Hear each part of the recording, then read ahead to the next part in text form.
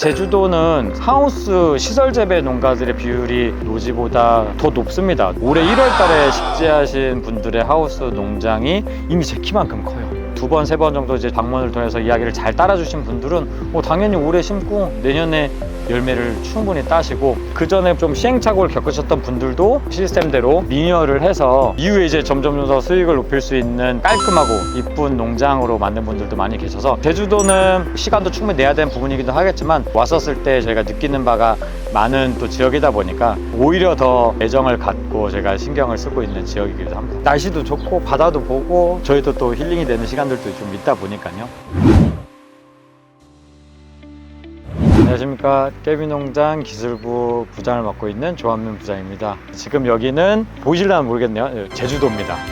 이번 주에 대표님도 강사로서 지금 교육이 있다 보니까 제주도 같은 경우에는 최대한 많은 컨설팅 농가들을 방문을 하려고 하는 지역이기도 하거든요. 제주도라고 하는 그 지역의 특수성에 맞춰서 재배 방법, 품종의 선택, 그다음 관리 여러 가지 부분들이 많이 있기 때문에 오히려 좀 더 특별한 지역이기도 하고, 저희 수지블루라는 품종이 대부분 이제 식재가 되고 있는 지역이다 보니까 저희가 신경을 많이 쓰고 있는 지역이기도 합니다. 지금 저희가 이렇게 영상을 찍을 수 있는 부분들, 지금 대표님하고 본부장님하고는 열심히 지금 교육 자료랑 이제 교육 내용들에 지금 준비를 하고 계시고, 저는 막간을 이용해서 잠시 촬영을 하고 있습니다. 오늘이 3일째이긴 한데요. 100명 이상의 많은 분들이 오셔서 엄청 관심 있게 교육을 참석을 하시더라고요. 그래서 저희가 무작위로 이렇게 앉아서 교육을 듣는데, 제 왼편에 처음 보는 이제 사장님이 앉으셔서 깨비농장에 이제 알아보시더라고요. 어떻게 아시냐 했더니, 알고 봤더니 저랑 뵌 적은 없지만 저희 시스템으로 농장을 만들고 재배를 하고 저랑 수십 번 통화도 하고 문자도 주고받고 하면서 재배 관련 상담을 많이 받으셨던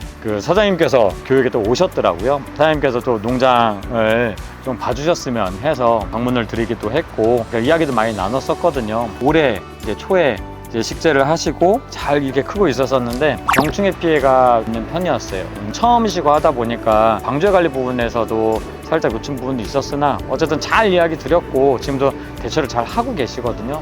그렇게 병해가 발생했다면 어떤 걸 해줘야 될까요? 그 외곽 쪽 부분부터 해서 병해충 피해가 생겼고, 그 다음에 그런 것들이 그 옆라인으로 이제 번져가는, 사실 병해충 같은 부분들은 항상 말씀드리지만 예방이 중요하다고 말씀을 드리거든요. 똑같은 걸 하더라도 언제 어느 시기에 얼마나 빠르게 대처를 하느냐가 중요한 부분이 있다 보니까 식의 피해에 대한 원인을 말씀을 드리고, 살짝 타이밍이 살짝 늦었지만 지금이라도 분명히 해준다고 하면 여기서 더 문제가 심화되지는 않을 거라는 부분들을 말씀을 드리면서, 배액이나 약재들도 중요하지만 어떤 도구로 어떻게 방제를 또 하느냐에 따라서도 분명히 효율 차이가 많이 날 거거든요. 그 부분에서의 몇 가지 말씀을 드렸고, 개선을 좀 해주신다고 하시면 충분히 이런 부분들은 해소가 되지 않을까. 두 번째로 갔던 농장이랑 사장님 농장을 이렇게 좀 비교해가지고 식재 간격 좀 얘기하는 거 어때요? 제주도 같은 경우에는 하우스 규격이 5.5m 연동 하우스에 어느 정도 다 규격이 정해져 있는 곳이기는 한데, 감귤을 재배하다가 이제 작목을 변경하는 곳들도 정말 많거든요. 제주도 하우스는 높이도 높고 그 다음에 환기도 잘 되고 하다 보니까 대부분 블루베리가 잘 재배하는 곳이기도 합니다. 제가 안내드리는 2.7m의 열간 거리를 지켜주셔서 하는 분들도 있고, 부수라든지 수확량이라든지 이런 것들을 위해서 조금 좁게 심는 농가들도 분명히 있습니다. 가지를 유도를 하고 열매를 다는 위치라든지 이런 거를 통해서 좀 더 효율적으로 수익성이 높게 열매를 잘 달고 따는 부분에 대한 교육이 좀 더 필요하지 않을까. 그리고 워낙 사장님께서 꼼꼼하셔서 농장도 깔끔하고 병해충 피해도 없고 잎 하나하나가 아주 깨끗하다 보니까 이게 관리가 잘 된 농장을 방문을 드리면 저도 기분이 엄청 좋더라고요. 관리는 지금처럼 꾸준히 변치 않고 잘 해주시기를 바라고, 저희가 할 수 있는 또 도움이 될 수 있는 부분들을 많이 안내를 드리지 않을까 싶습니다.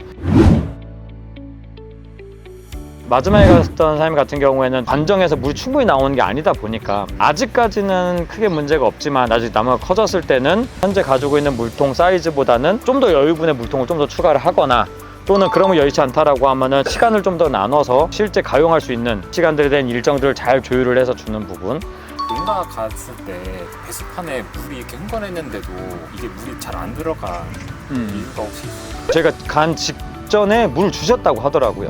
근데 어떤 라인은 무겁고 어떤 라인은 조그마한 건조 피해를 볼 수도 있겠는데 싶을 정도로 화분이 많이 가벼운 이런 것들이 있더라고요. 유목이고 하다 보니까 조금씩 조버릇하다 보니 한 번 줄 때 충분한 양의 물을 주지 않는, 물 준 직후에는 전체적으로 나무들이 충분히 적셔져야 되는데 그렇지 않은 부분들이 분명히 있었습니다. 충분히 적셔져 있는 애들은 거기에 물을 좀 더 들어가게 되면은 과습 피해가 생길 수 있는 거고, 반대로 이쪽에 있는 애들은 물을 줬었을 때 충분히 먹지 않은 상태이다 보니 다음에 또 물을 줬었을 때 더 물을 또 먹지 않는 거죠. 그래서 젖었던 애들은 계속 과습이 진행이 되고 말랐던 애들은 계속 건조가 더 진행이 되고 양분화가 되는, 당연히 피해가 생기거나 문제가 된 단계까지는 아니었지만 그런 부분들이 진행이 되고 있는 딱 라인들이 보였었습니다. 물을 주고 나서 체크를 하는 부분에서 조금 미스가 있지 않았나라는 생각이 듭니다. 왜냐면은 내가 1시간을 주든 2시간을 주든 또는 10리터를 주든 30리터를 주든 주고 나서의 점검이 됐다라고 하면 왜 이렇게 줬는데 얘네들은 아직도 가볍지? 아니면 주기 전에 얘는 무거우니까 얘네들 이번에는 주지 말아야겠다. 물 준 직후에는 당연히 물이 가득 찰 수밖에 없거든요. 중요한 거는 그때 한 번으로 끝내야 되는데 이걸 어중간하게 줘서 내일 모레 또 주고 하게 만드는, 자주 주게 되는 누적이 됐었을 때 문제로 발전이 되는 부분이 있다 보니까 이 물 관리에 대한 부분들에 대한 이야기를 좀 많이 나눴었던 것 같습니다. 그 다음에 많은 분들이 비료를 줄 때도 액상으로 주다 보니까 오히려 물 관리 부분들 좀 소홀히 하는 그런 실수를 발생하기도 하더라고요. 물 관리 부분과 양분 관리 부분들을 따로따로 좀 더 개별적으로 좀 더 면밀하게 체크할 수 있는, 지금 이 시기에는 과습해서 웃자라거나 생육 부분에서의 문제가 될 수 있는 부분들도 있고, 까딱 잘못하면은 여름도 지나고 하다 보니까 오히려 방심했다가 말리지 않도록 하는 부분들이 있다 보니까, 방문드린 농장 같은 경우에는 매뉴얼도 시스템적으로 잘 제공이 되어 있다 보니까 거기에서 이제 체크해서 몇 가지 팁 정도라고 해야 될까요? 농가에서 뭔가 발생하는 변수나 환경적인 부분의 영향에 대해서 정확하고 확실하게 빠르게 대처할 수 있는 부분들이 이 매뉴얼이라고 하는 방식적인 또 다른 장점이자 이점이 되지 않을까 싶습니다. 이번에 방문드린 분들 같은 경우에는